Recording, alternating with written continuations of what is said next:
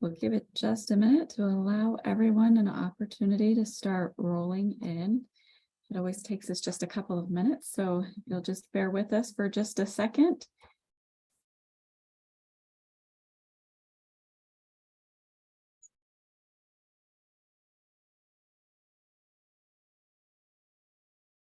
All right, it looks like we've got quite a few rolling in now, so I guess we'll jump right in. So welcome to today's Wyoming Community Navigator Program webinar. My name is Mandy Bailey, and I am the Advising and Education Director here with the Wyoming Community Navigator Program. I'm going to be working behind the scenes today to help with any technical difficulties that arise or questions that you might have. So feel free to jump into the chat or the Q&A anytime throughout.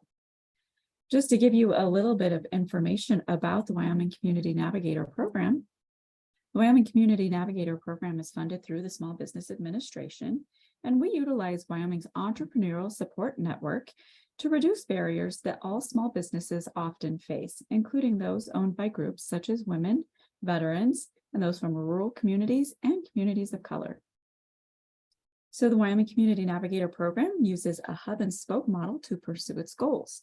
Through our collective efforts, the hub and the spokes provide training, access to capital, and access to other resources to be the driving force behind Wyoming's economic recovery and help small business owners build resiliency. So today we are going to learn about search engine optimization with Liz Jameson. Hopefully you've been here with us before and you've seen some of Liz's previous webinars. We're always excited to have you with us, Liz. Just to let everyone know, feel free to jump into the chat. There will also be a point in time where you can unmute yourself as well. And so we're looking forward to a really interesting webinar. So with that, I'm going to turn it over to you, Liz. Thank you so much, Mandy. Appreciate it.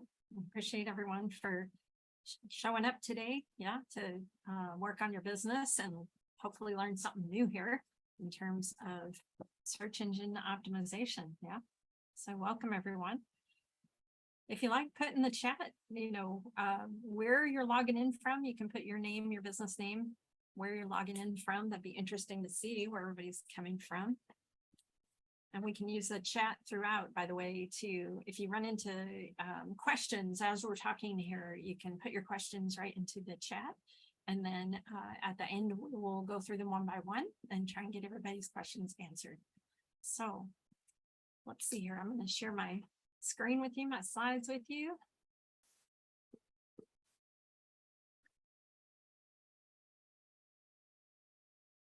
There we go. Is that looking good, Mandy? It does. Yep, we can see it just great. Okay, wonderful. All right, well, welcome again. Glad you were able to carve out that time to be here today and learn about search engine optimization. Turns out to be something that can be very important to you as a business owner. Can make a big difference in your marketing, especially if you have an e-commerce website, an e-commerce operation. But even if you don't, it can really help you, right, to get more leads into your business. So that's awesome. Okay, so thank you for coming. Just want to acknowledge, even of those who registered, not everybody showed up today. Yeah, and you did. So good on you for coming in today. So this will be a great conversation. Hopefully we're going to give you a lot of tips and resources and tools and show you how to do some things related to your search engine optimization, or for short, we call it SEO, right? You heard the term SEO, we mean search engine optimization. We'll talk about what that is. So to the degree you can, just be present for the conversation, be looking for how you can apply these pieces of information to your particular situation. Just be on the hunt for that the whole time.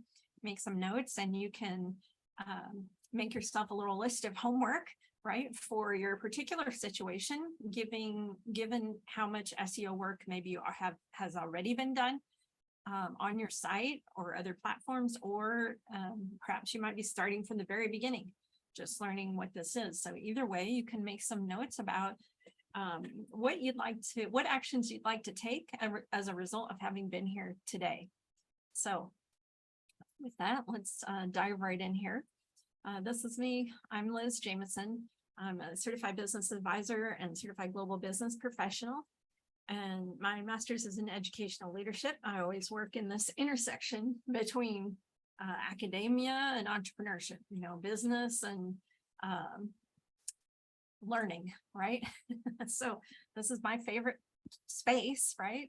In a conversation like this today with you all. So it's good fun for me too. I have coached all kinds of different businesses, from thinking of starting up to, well down the road and doing some succession planning, starting up, scaling up, and kind of everything in between. So all different kind of businesses, all different kinds of humans, and all different stages of the business life cycle. And I myself am a former web designer, worked on over 100 projects for a lot of different small businesses. So I have my own entrepreneurial experience too, and that's where I really began to coach entrepreneurs, right? Because to help to create brand identities and marketing collateral and websites for people, I had to help them get clear about who they were as a brand and how they wanted to present themselves or position themselves in the marketplace and so on. So I'm super passionate. I love to geek out on all of these technical online marketing topics. So we'll have a good time today. And also just a caveat here, there are a very wide variety of opinions, right, about search engine optimization. And so I'm just giving you mine, right? So just know that, this is not the only view on all of this, but hopefully I'll give you a broad view, and then you can pick and choose and decide, what you like to use and test. Actually, since all of business is kind of an experiment, we're constantly, especially in marketing, we're constantly experimenting and measuring, right? Metricizing everything, right? Testing to see what works the best. Where do we get the most return on our investment for our marketing dollars, right?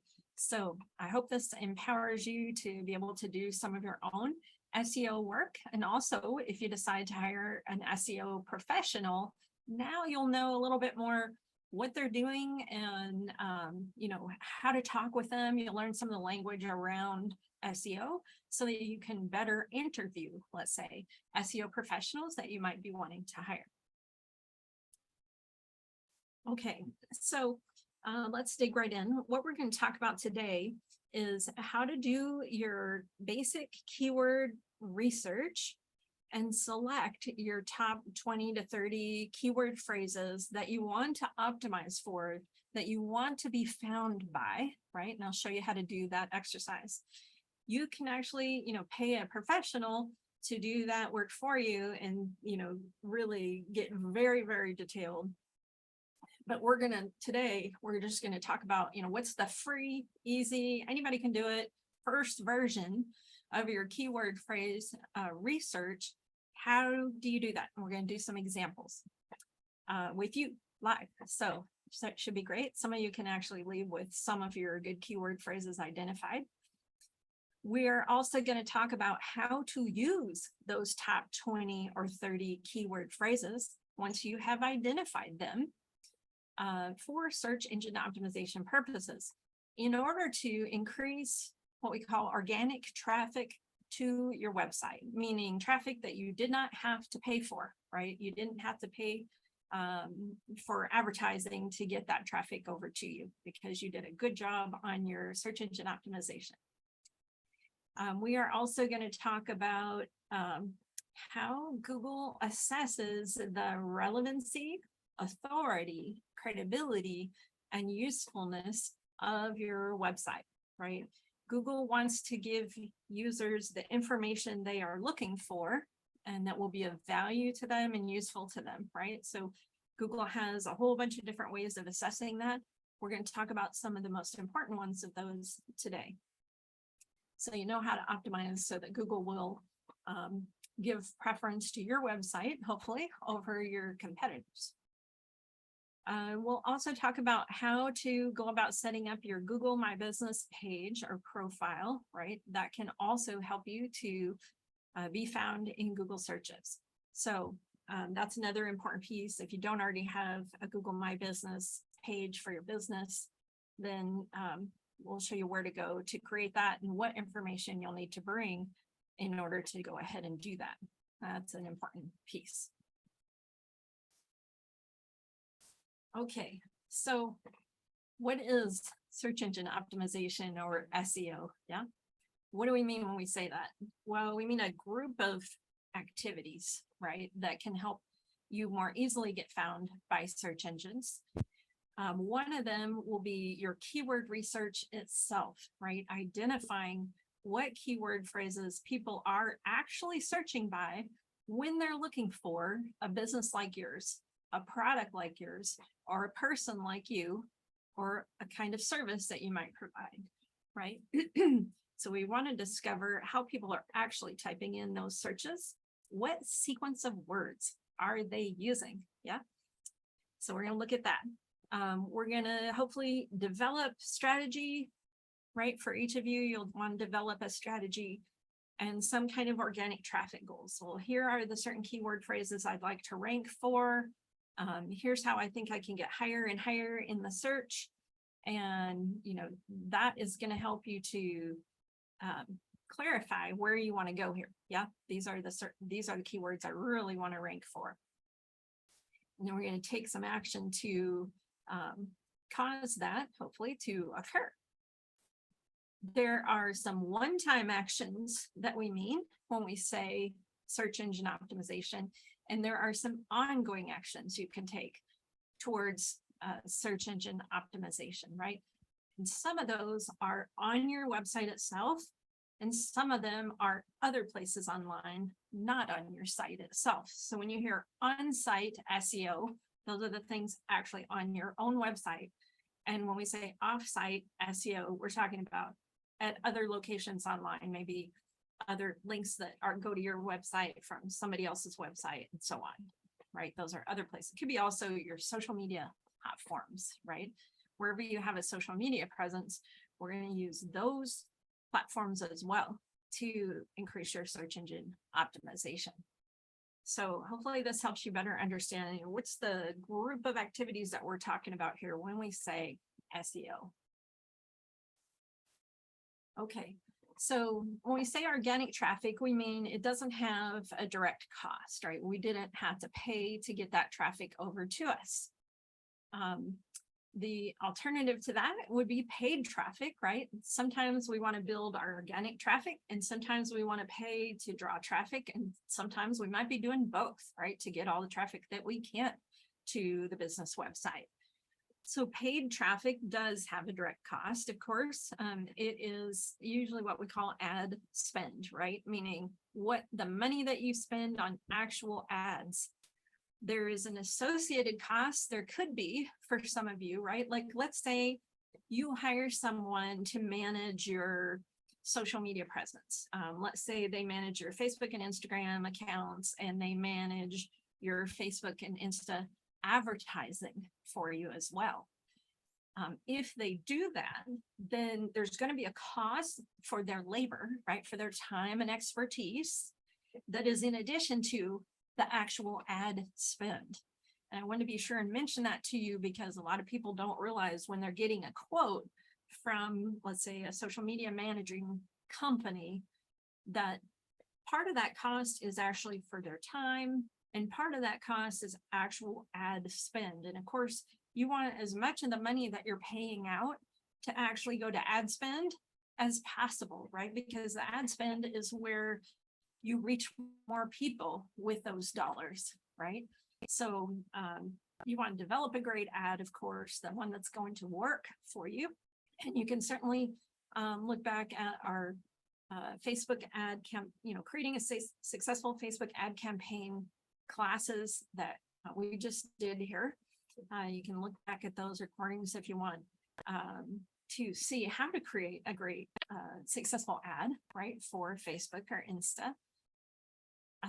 But anyway, I just want to make that distinction so that if you do hire out your social media management, you know, they're going to need to be privy to your SEO strategy, right? Because they're going to be using those good keyword phrases on all your social media platforms as well.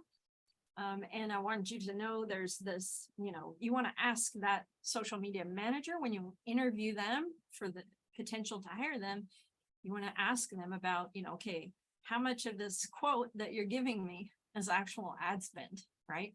So that you can start to see how much money is actually going into, paying the platform to show your ad to more people. All right, so keyword phrases. You'll hear the term long tail or long-tailed keyword phrases. And what we mean by that in SEO speak is just, it's a string of words in a particular sequence that people are actually searching by, right? When they look for a business like yours or someone like you. So there's what we think they're typing in, and then we have a way to validate that. What are people actually typing in, right? And so sometimes it's not exactly the same. Some of you will have some little surprises when you do your keyword research. You might think they're typing it in a certain way, like the way you would type it in, but maybe they're typing it in a little bit different way. And that's the most heavily searched keyword phrase, right? Long tail keyword phrase. We're going to find that out in the course of our keyword research so that we can optimize for the way people are actually typing in their searches related to your product or service or your business. So we want to find out what are the top 20 or 30 long tail keyword phrases that people are actually searching by that are best for you to optimize for, given what your business offers.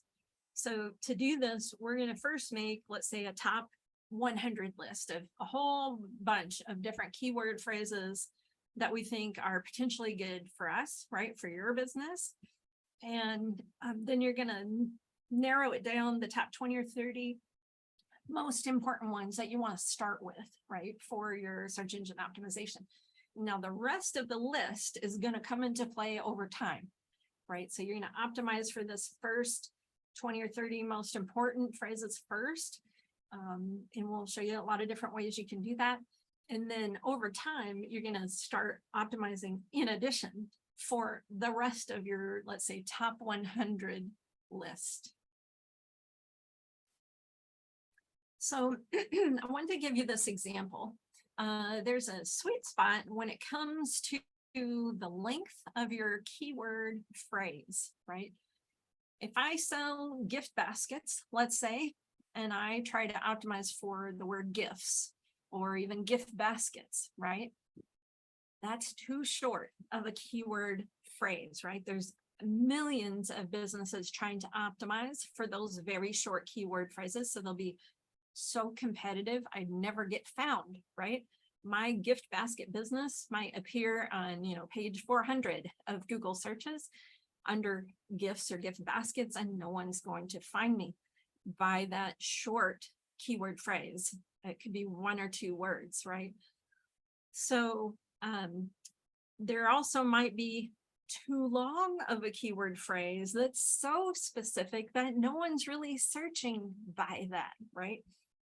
So for instance, this Mother's Day, I was looking for my mom, a handmade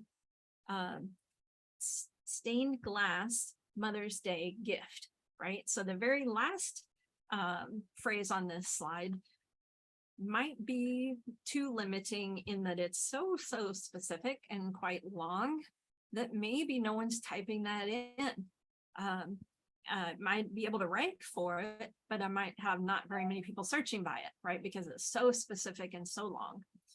In the middle here, the yellow, right? The phrases that I've colored here in yellow, there's kind of that sweet spot in the middle where there are enough people searching by it, but not so many people trying to optimize for it that I could never be found, right? So look for your middle length keyword phrases, and we'll test to see how people are actually typing them in.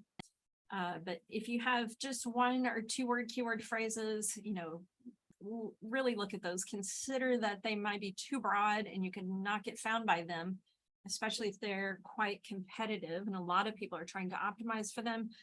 And also consider, which keyword phrases might be so long, let's say 7 or more words, something like that. They might be so long or so specific that not enough people are searching by that keyword phrase. So it may or may not be useful to try to optimize for them. Yeah. So somewhere in the middle here, right? Like custom handmade Mother's Day gifts. Let's say that's maybe somewhere in the middle.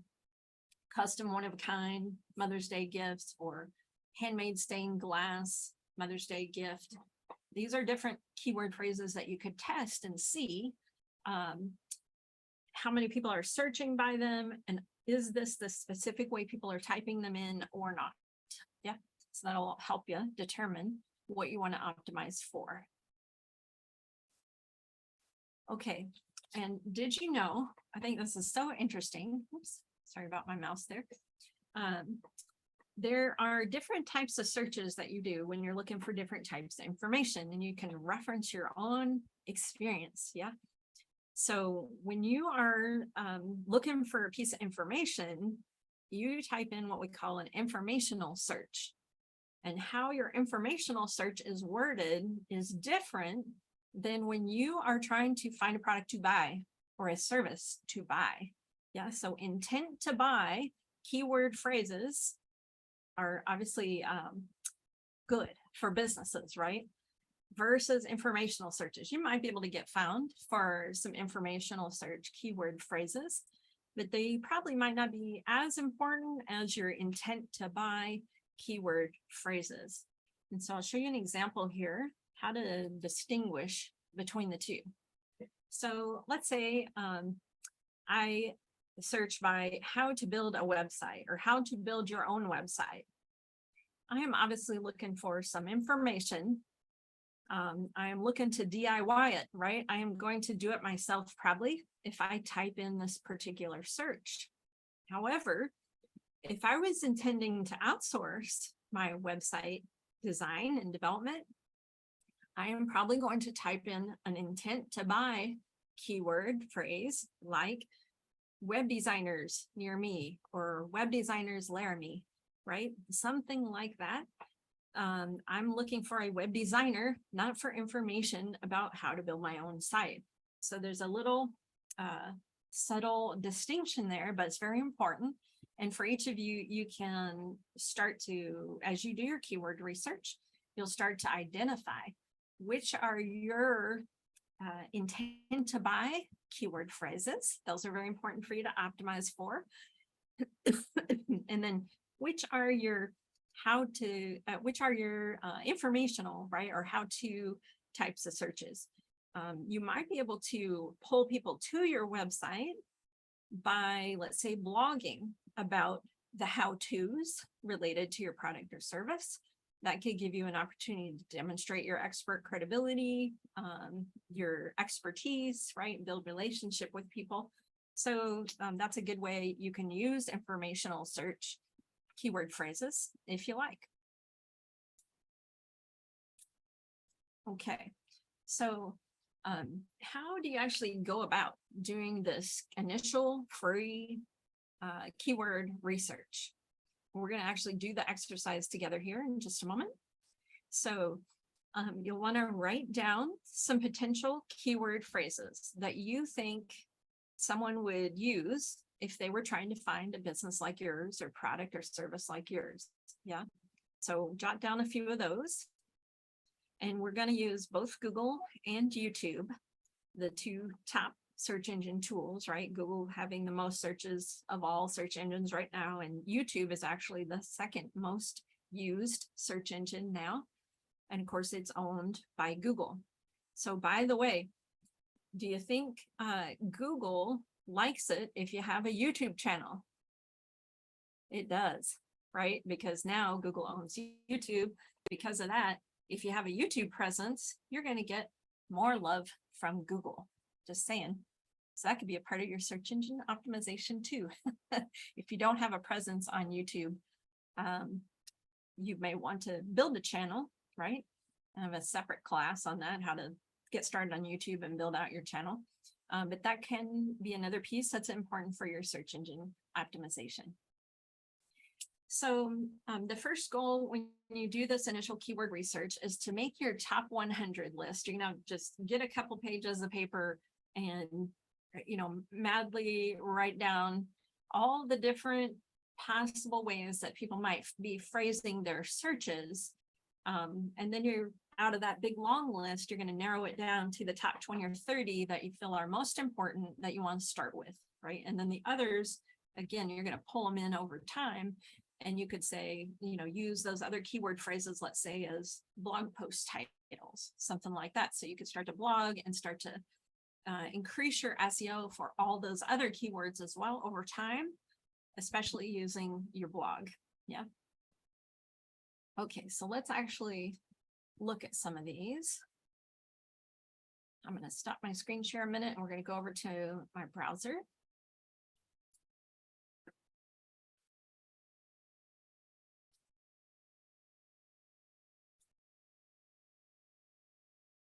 Just a second here.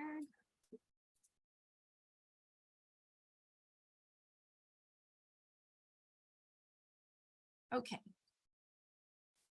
So we're looking at Google here. Yeah.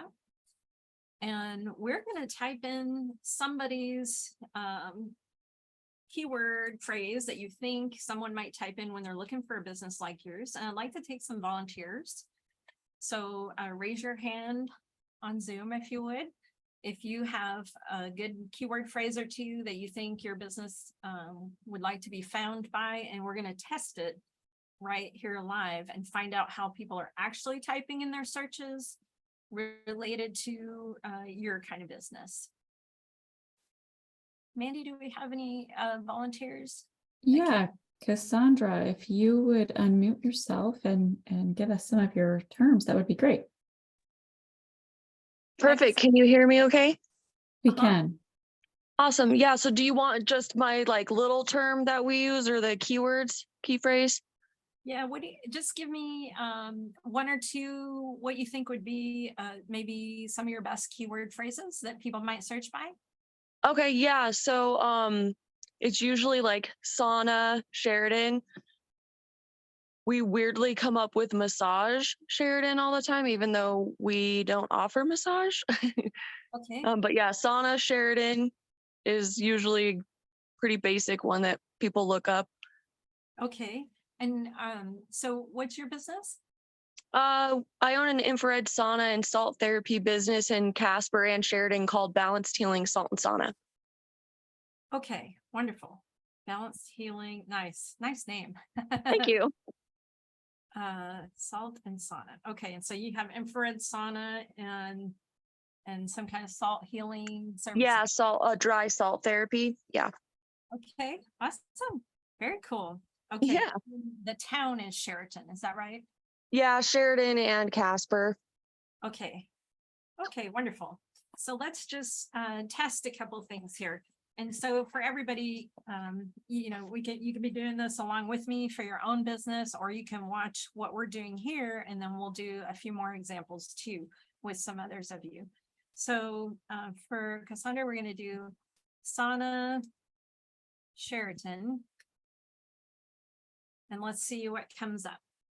Okay, so one of the things you want to do, instead of typing in the whole keyword phrase quickly, as most of us want to do, we're going to actually type slowly, bit by bit, and see what Google tells us. And you can see how just having typed in the word sauna, it's giving me some of the top keyword searches, just knowing what it knows so far with what I've typed in. So it's going to tell me the top 10 ways people are actually typing in their searches related to the word sauna. Yeah. So these may not be specific enough for you, Cassandra, because you're location dependent, right? We need somebody to be able to physically go in. Yeah. Correct. Okay. So the only one here so far that you might, be using would be sauna near me, right? This is like a localizing term, right? When we say something and then near me, or something Sheraton, something Casper, something zip code, right? Those are different localizers that you can have in your keyword, and you can optimize for those. So if you want to, you could say, you know, sauna Sheraton, sauna Casper, and sauna your zip code, something like that. Those would be good local keyword phrases for you. Yeah, localized keyword phrases. But let's go ahead and see if we start typing in Sheraton, we're going to see some different things coming up. Sauna shop. Well, that's maybe not it, right? You wanted the services. You're not selling the saunas. Yeah. Correct. So see, as these different things come up, we can start to see different ways that people are typing in. Okay. So there you are. So you have obviously done a good job so far, optimizing for sauna Sheridan right? Wyoming, because your listing comes up straight away, and we already see balanced healing, salt and sauna Sheridan, Wyoming. So that's great. Let's see if we type in sauna and we start to type Casper. Yep, there you are again. Yep. Sauna Casper Y. Very good. Now, you can see here some other ways that people are typing in this search that could be useful to you, right? We're also getting Casper misspelled, C-A-S-P-A-R, sauna, right? We're getting infrared sauna, Casper Y, salt and sauna, Casper Y, right? So these top three after the top one, which is already you. Yeah. So these top four total keyword phrases are all relevant ones for you. Yeah. That you can use to optimize for. Interestingly, the common misspellings that people are going to type in, those are good too, right? Because people are typing them in that way. Okay. So there's some extra ones for you. What else, Cassandra, what else might be a good keyword phrase for you? You said massage, Sheridan? Yeah, for some reason, massage brings us up a lot. I mean, for my particular location here in Sheridan, I'm located down the hall from a massage place, so we do a lot of collaboration. But yeah, massage Sheridan brings up a lot of inquiry and calls to us. Okay. We also come up under like spa. Okay, spa. Okay, great. So you can see when I start to type in massage Sheridan, I just get S-H-E-R, and I'm already getting massage Sheridan, Wyoming, massage Sheridan Y, right? Just massage Sheridan. So all three of those would be good for you, right? Let's see if I keep typing in. Yeah, so there's a few different versions here. These probably aren't as relevant for you as those ones we just saw. Okay, let's try spa Sheridan. Okay, that one comes up as well. Spa Sheridan Y. And that's probably the only one here that would be relevant. And then let's try something related to your business name. Like health or healing Sheridan. Okay. Health.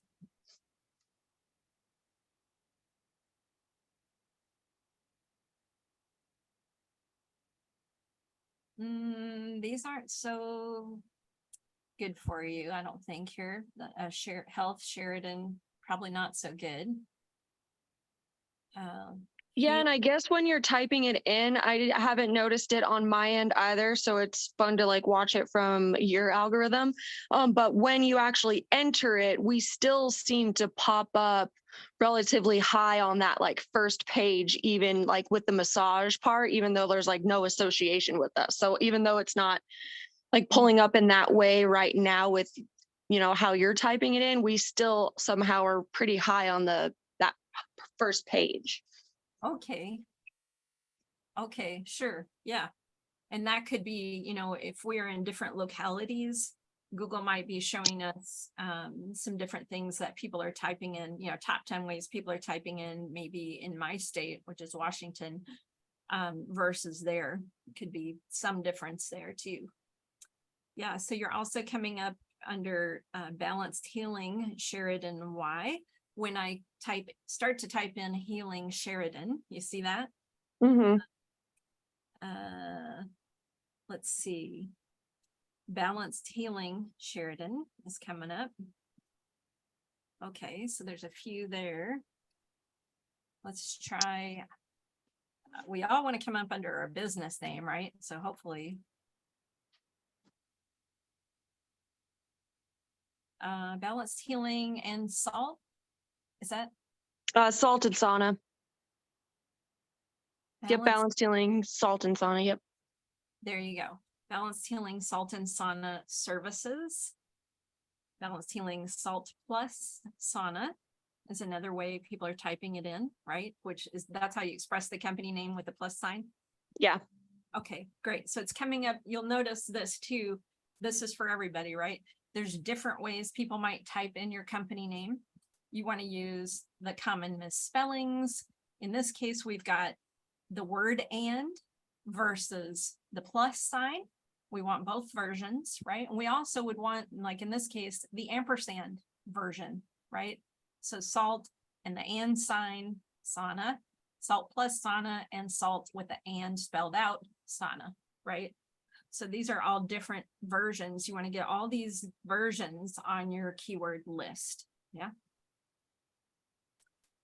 Thank you, Cassandra. That was awesome. Thank you. Okay, let's take another person here. Who else has got a good keyword phrase you'd like to be found by, and we could do this little exercise?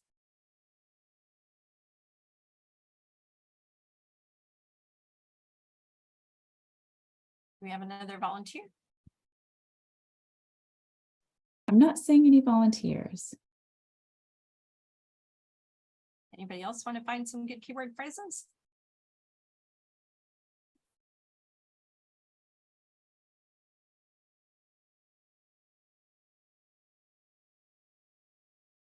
Okay, looks like Julie has some but can't unmute. So Julie, you want to just type them in the chat?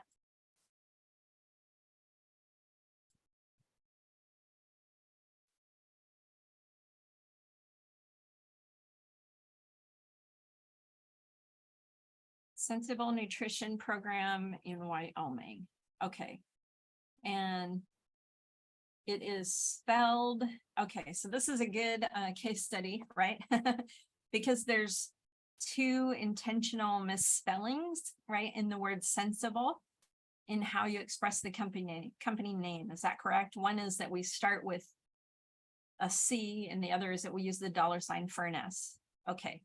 Okay, great. So in your case, we can start out by saying, what are all the versions of your company name that people might type in? Because they're not going to get it right, right?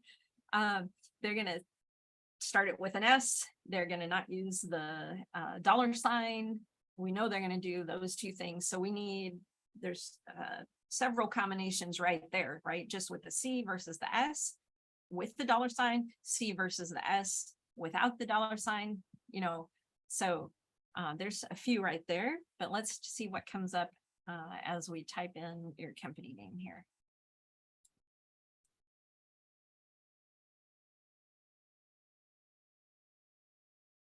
Let's see if we do it correctly. There we go. Look at that. You come right up. So that tells us you're the only one, right, with this cent $IBL nutrition program with this spelling. In one sense, that might be an advantage in that if they are looking just for you in particular and they know the correct spelling, they're going to find you. Let's see if we type in with the word sensible spelled in the traditional way. Let's say sensible nutrition program. Okay. Not coming up at all. Okay, so no one knows it by that. No one's typing in sensible, spelled correctly, nutrition program, right? They know it the way that you spell it. So that's good. What else might they look for if they were looking for a program like yours? Got another good keyword phrase, Julie?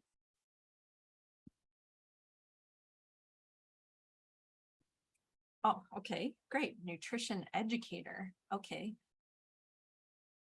And we're going to just type in slowly. We get nutritionist near me, nutritionist by itself, nutritionist and your name of your town. So that would be, those would be good ones for you. Now you can see nutritionist versus dietitian.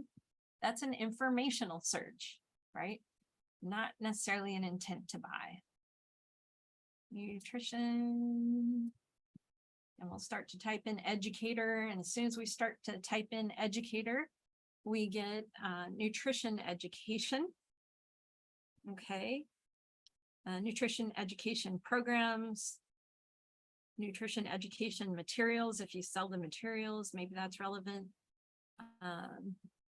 Some of these others are just informational. Now, nutrition education store, that's an interesting one. If you sell products or you sell curriculum or information, that might be relevant for you. Let's see if we go ahead and type in nutrition education. Okay, when we type in the whole thing, we get a few more here that might be relevant for you. Okay, and then let's type in Y and C. Okay, nutrition education games. So that's interesting. If you provide nutrition education, let's say for kids, then nutrition education games might be a good keyword phrase for you to optimize by, especially if you sell some games or activities that kids can play that are educational around nutrition. So that's interesting. Nutrition education programs near me, of course. Yep. Nutrition education programs and your town name. Yep. Okay, those are all good. Okay, and I see here SNAP. Let's try that. SNAP Ed. Okay, you can see what comes here when we put in SNAP Ed.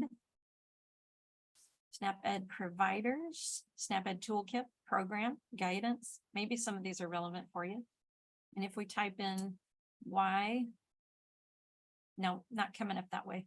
Now this brings up a good point, which is, you know, sometimes we have sort of insider jargon that we use in our industry that other people might not know. Like I would not have recognized the term SNAP Ed, but you being an insider in your field would. So it kind of depends on what user you're looking for, right? Will your avatar client, your ideal client, will they know this term SNAP Ed with a hyphen? Or will they not know it, right? So if it's an insider jargon that your avatar client, ideal client will not know, then you would not be trying to optimize for that. But if it's, let's say, organizations are your customer and they do know the term SNAP Ed, then if those organizations are who you're after and trying to be found by, then you would use that terminology in your keyword phrase that you're using to optimize for. Yeah, make sense? Okay. All right, so, and then, you know, same thing in YouTube, right? We're gonna just type in what we think the keyword phrase might be, and then we're gonna see, and YouTube will also tell us in the same way. So let's try SNAP Ed over here. Oh, okay. Well, I got SNAP Ed recipes. Interesting.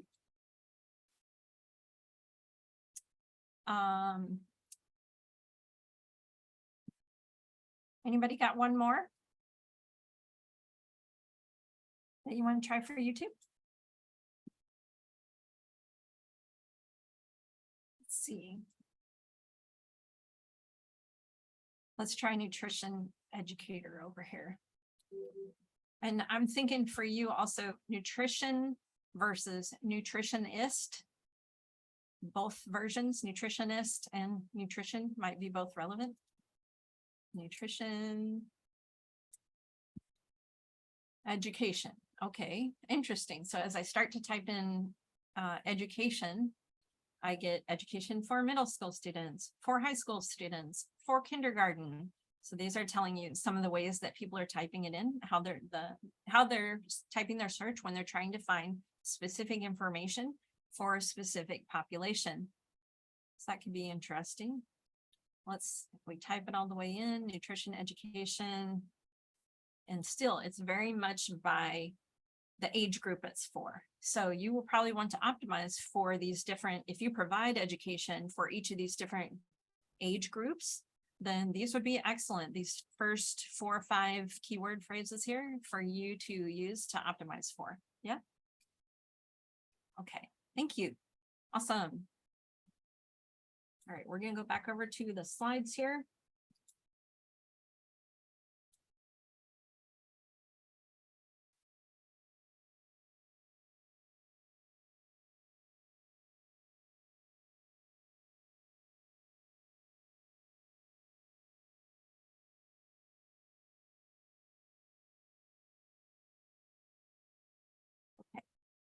Great, thank you for your participation there. So we could show people how to do that exercise. So you're going to take whatever keyword phrases you think you'd like to be found by, type them slowly into both Google and also YouTube, and then watch what comes up as you are typing them in. And Google and YouTube are going to tell you the top 10 ways people are typing in their related searches, right? So you can see the way people are actually phrasing them, and you want to write down on your top 100 list, then your couple sheets of paper there, just write down the exact ways people are typing them in. We're going to optimize for all those different ways that people are typing in their searches actually. And you'll learn something about how your users searching for you in the process. Yeah, so it's really awesome. Okay, now I want to tell you about once you have these keyword phrases. Let's say you've made your top 100 list because you did that exercise that we just did, but you did it with all your possible keyword phrases that you could think of, and you found all the variations, you wrote it all down. Yeah. Now, what are you going to do with those keyword phrases once you identify them? And pick your top 20 or 30, let's say, most important ones. You're going to use them in the meta tags on your website. So meta tags are a place in your, depending on which web platform you use. Maybe you have a Shopify site, maybe you have Squarespace, maybe you have a Wix site or a WordPress site, right? For each of those web platforms, there is a place that for the site overall, you can tell it the meta tags, like your site title, your site description, and your site keywords. Now, when someone finds you in Google, what comes up if they find you is your site title, and then your first bit of your site description. That's what displays in Google. And your site keywords are telling Google what this site is about. Yeah. So your site overall has title, description, and keywords, and also each page within your website. Each page has its own page title, page description, and page keywords, which you can customize to reflect what you actually talk about on that page, right? So these are some of the places you're going to go and put, or have your web designer put, or your SEO person put, right? All these best keyword phrases in the site title, site description, and site keywords, and in the page titles, page descriptions, and page keywords for each page of your website. Let's see here. And then also another way you're going to use your keyword phrases is in the H1 headings and also the other headings. So in web speak, we say H1, H2, H3, H4, and it goes down to H6 to describe the heading of the page, the subheadings, and the subheadings, and the subheadings. So you get the idea, right? H1 is the title of your page, right? That usually displays at the top. And then H2 would be a subheading, and H3 is the next smaller one, and so on. So in your headings, right? These are good places to use your best keyword phrases. Yeah. And then in the copy of that page, you're going to actually use it again, right? You're going to be talking about the thing that is in your heading in the copy or text on the page. So these are all places we want to use these good keyword phrases. Yeah. So we're talking right now our on-site SEO, what we can do to our actual website itself to make it more search engine friendly. You can also use your good keyword phrases as image file names. So if you have a bunch of pictures on your website, you can go back and save each one with a file name that is your best keyword phrase .jpg, right? And then re-upload that to your website, right? Now you've used your keyword phrase one more time in the sort of back end of your website, right? Also, when you upload an image, there's what we call an alt tag, right? If someone's not displaying their image, the alt tag will display. You can use your keyword phrase as an alt tag. You can use it in the image caption, and you can use it in the image description. So there's several ways right there, just related to images and also video, by the way, that you can use your best keyword phrases. Yeah. You can use it in the copy of your site. Of course, hopefully you do, right? So that Google can see you're talking about the thing you say you're talking about on the page. You can also link between the different pages of your website. So if I'm talking in the body copy about, and I mention something I talk about more on another page, I'm going to link between the two pages of my site, and the actual link is going to be the keyword phrase that I mention in my copy. That's my link over to another page of my website. Okay, and then videos here, we mentioned that video file names can also be, can also be a key place to use your keyword phrases. Okay, here's some more ways you can use your good keyword phrases, yeah, to make your site more search engine friendly. You can buy your domain name, could be, let's say, mybestkeywordphrase.com, right? Whatever that is for you. You could buy, of course, you're getting your company name.com, hopefully, right? But you can also get all your best keyword phrases.com. And those can all point to your same main website, if you like. Yeah. You also can use your good keyword phrases as YouTube video titles. That's a great use of them, right? Because Google likes YouTube, right? You can use them as blog post titles, right? And that's how over time, you're going to keep pulling in those extra keywords that you didn't do at the first, is via your blog. You can use these keyword phrases as social media post captions. Let's say you put an image onto Instagram, in your description or caption there, in the text part, you can put that good keyword phrase. You can also use it as a hashtag. And I just gave an example here on this side. Let's say I'm using the let's say one of my best keyword phrases is best off-grid power source. Well, then I would just take out the spaces, or the spaces and hyphens, and I would put pound, best off-grid power source, all run together. That's a hashtag format. So my good keyword phrases are also going to be my good hashtags, potentially, that I'm going to use, let's say on Twitter and Insta, throughout my social media. When you post images to your social media accounts, you can use those images that have file names that are your good keyword phrases. Yeah. And also, by the way, you can use your keyword phrases as email subject lines to get people to open your emails. That's not going to help your SEO, but it might interest your user, right? And then you can use your keyword phrases as headlines when you, let's say, write an article, something like that. They're good headlines or titles as well. Okay, so we're going to keep moving here so we can still do some questions, and then we'll get wrapping up.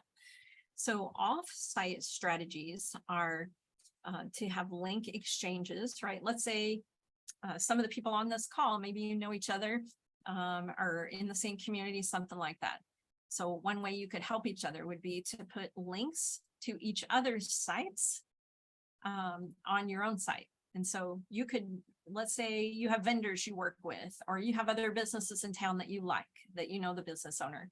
You could have a resources page or something like that on your website. You can link to their site, they can link to yours. Those backlinks from other websites help your SEO. Yeah. Also, especially if you can get links to your site on other credible sites or well-trafficked sites, that is especially helpful to you. So how do you get those? You have to ask for them, right? Or engage with those companies that have well-trafficked sites. Those backlinks can help you. Let's see. So we talked about using your keyword phrases on all social media. Also, you could write, let's say, a guest blog post on a credible site where, you know, you can talk about your area of expertise. Maybe you, in that blog post, would link back to your own website. That'd be a way to get a backlink on somebody else's site who has a lot of traffic. You can offer lead magnets, right? With the lead magnet, what we just mean is like a downloadable something valuable, right? It could be a PDF, and it could be, you know, 10 tips for how to choose your web designer if you're a web designer, something like that, right? And so it's something that people would want, that they would download. They would, in exchange, give you their email address. Yeah. Or you can offer a lead magnet not only on your own website, but other places. Let's say you are a guest on somebody's podcast. You can mention your lead magnet to help draw people over to your website, right? So all these things hopefully are going to increase your traffic. You can also run ads, of course, to pull traffic to your website. You might even end up using your good keyword phrases in your offer on your ad.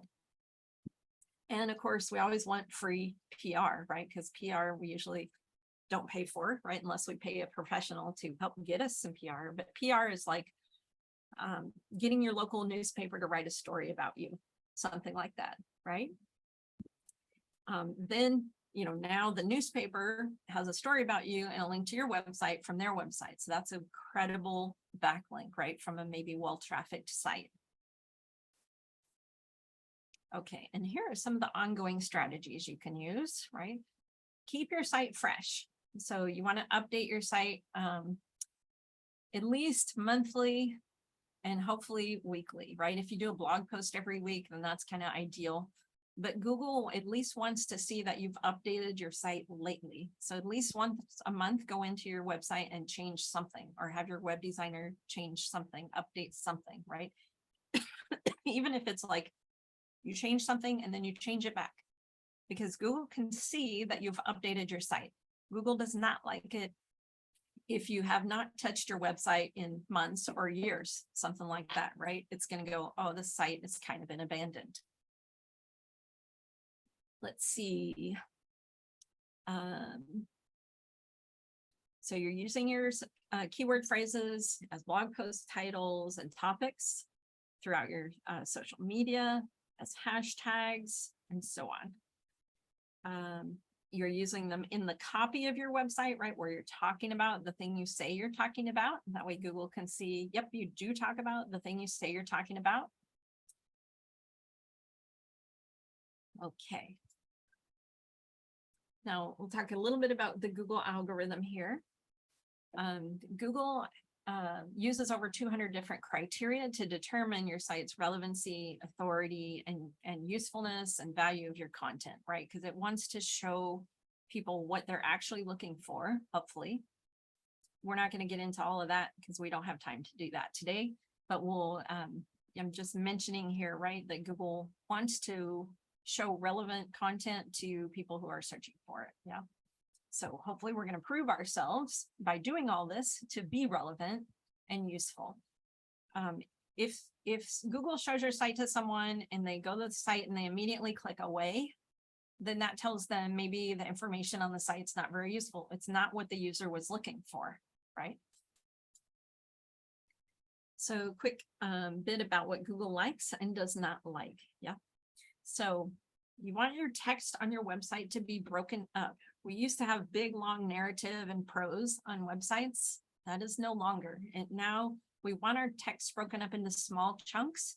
And what we put in between would be like headings, subheadings, an image, an icon or piece of artwork, a bulleted list, right? These are all ways to break up the paragraphs on the pages of your website. Google likes that short bits of scannable text, right? Makes it easier for your user to go right to the part they want to read. You want to optimize your images. Some web platforms let you do that right inside the platform. Other ones, you have to add a plugin or something like that to optimize your images, or you might optimize your images before you upload them. All that means is your image files are compressed so they don't take up too much memory, and your pages load faster. If your pages load too slow, Google will not like your website, right? You can run ads to go to your website all day long, but if it takes 8 seconds, 9 seconds for your homepage to load, no one will wait and see your site after you paid for advertising, right? I've seen that happen. So you want to test your page load speed. Google likes lots of different kind of content on the site. So if you have some text, some images, some artwork or illustrations or icons, some video content, Google likes that. Also, we all have to have a secure server certificate. It used to be that only e-com websites had to have that, but now for Google to think that your site is a professional site, you must have a secure server certificate from your hosting company. Google also has a preference for shorter domain names, right? Not terribly long. Quick page load speed, responsiveness, which means your site displays differently based on the way your user's looking at it, right? So a responsive site will change itself for how it appears on a phone, how it appears on a tablet, or how it appears on a laptop or desktop. And then consistent branding across all your social media platforms. Google likes that. Yeah, it recognizes it's you. If your branding's kind of random, you don't have brand guidelines, you're not consistent with your colors, you're not consistent with your fonts, it's not as strong. Yeah. Also, Google needs you to be 100% consistent in how you express your name, address, and phone, right, of the business. So if you say, you know, your street number and your street name, and then you say suite 100, right? Everywhere online, all your social media, in your Google My Business page and on your website, you're going to spell out suite. Or if you put STE period and the suite number, then you got to do it that way everywhere online, right? So you express your phone number, your business name, and your business address in exactly the same way. No characters different, right? On your website itself and on every social media platform and on your Google My Business page, right? That way, if it's 100% consistent, Google knows it's you. If there's anything different and even one character off, sometimes that will cause trouble with Google. So just try to be 100% consistent. If you're not right now, go back in and correct it everywhere so it's expressed exactly the same. Of course, Google wants to see that you have recently updated your site. Yeah. That you're using your keywords in the copy of your site. If you have a YouTube presence, that also will help you. If you have a following and engagement on social media, like more followership, more engagement on your social media platforms, Google knows, oh, people like this company or this content. Businesses that have a Google My Business profile will get some preference. Businesses with citations, meaning listings in other online directories, right? Like, let's say if you're a massage therapist, then you would want to be listed on the Wyoming Massage Therapists Association website, right? If you have a listing there, being in that directory can help you on Google. If you have Google reviews or other online reviews, then Google likes that, right? And if you use keywords in your domain name or your subdomain, right, that's the part after the slash, then that helps you as well. So I could have mybusinessname.com/good keyword phrase, something like that as a page name or a URL for a page, and that will help me. Okay. Let's see, we're 5 minutes over. Mandy, is it okay if we take a few more minutes here? Yeah, it sounds good. Okay. So quickly, what Google doesn't like, sort of the opposite of what we just talked about. Your pages load too slow. You have broken links on your website that don't go to anything or go to an error message. If you're spammy, and by spammy, we mean you use the exact same set of keywords on all the pages of your site. Well, then that means you haven't customized your keywords for each page to specifically address what that page talks about. Yeah, it doesn't like that.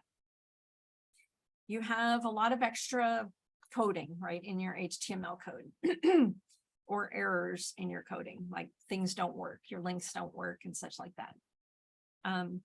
If you have a lot of your text hidden, used to be that you'd hide some text and people could click on it to expand.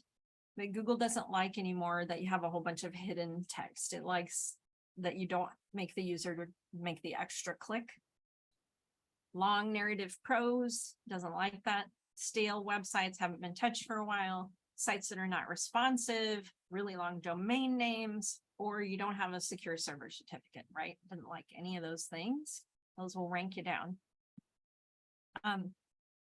We'll get you a PDF of these slides, by the way, so that you can refer back to these resources, because there's some good resources in here you can kind of come back to when you have more time. So these are some good tools for SEO, the site you can use to test your page load speed for each page of your site. Ahrefs is the gold standard for keyword research. That's what all the professionals use. It's a high learning curve. It's full of a ton of data. Like if you want to find out, okay, what keywords are my competitors ranking for? You would use that. And then here are some image optimization tools you can use to get your image file size down so you can increase your page load speed. Yeah. And also, if you review your analytics very regularly, then you can keep up with, what's working, what's not working, and so on. Yeah. So if you have a Shopify site, you're going to review your Shopify analytics. And all your social media platforms are going to have some kind of analytics too that you can look at and kind of see what's working and what's not. Here are some more resources if you want to get really good at SEO. Sunny Lenarduzzi is my favorite guru for YouTube and Instagram. And here are some other podcasts and such, right? Also, if your business has more than one location, you need separate Google My Business pages for each of those. Just saying, for each location, yeah? That way Google does not get confused. You need separate Google My Business page for each location of your business. And this link right here talks about how to make those separate Google My Business pages. Okay. And we won't have time to go through and actually build a Google My Business profile, but here is the URL that you go to fill out your Google My Business profile. And here are the pieces of information you need to have with you and ready to fill in. Yeah. You have to be logged into your Gmail account in order to build a Google My Business page.